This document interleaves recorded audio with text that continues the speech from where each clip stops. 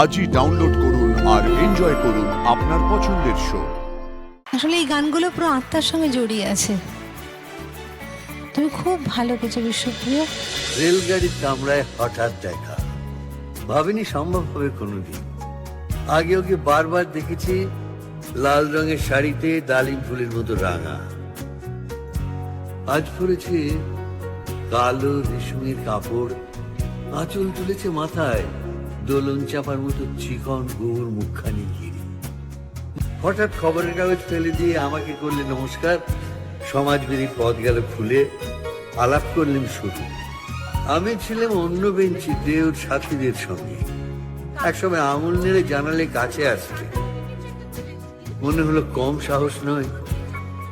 বসলুম ওর এক বেঞ্চিতে, গাড়ির আওয়াজের আড়ালে বললে মৃদুস্বরে, কিছু মনে করো না, সময় কোথা সময় নষ্ট করবার, আমাকে নামতে হবে পরের স্টেশনেই, দূরে যাবে তুমি, দেখা হবে না আর কোনোদিনই।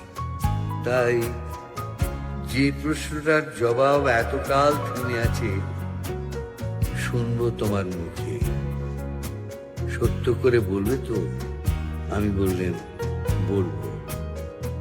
বাইরের আকাশের দিকে তাকিয়ে শুধু আমাদের গেছে যে দিন, একেবারেই কি গেছে, কিছুই কি নেই বাকি। আহা আহা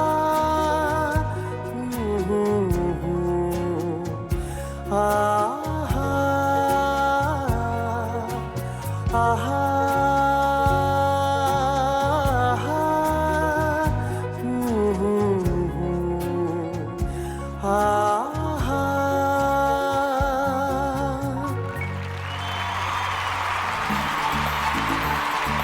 এইসব গানের সঙ্গে যে সমস্ত স্মৃতি জড়িয়ে আছে এবং পর্দায় যাকে দেখা বা যাদের দেখা এমন নস্টালজিয়া হয় না, তাই হয়েছে কি হৈমন্তীদি?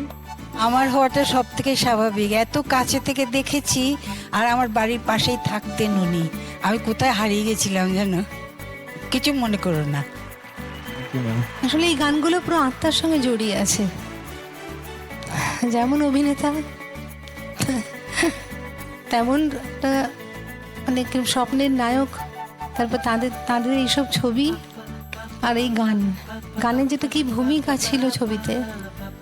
আর যেহেতু এই গানটির কম্পোজার সুধীন দাশগুপ্ত, আমার বাংলা গানের হাতে খড়ি ওনার কাছে।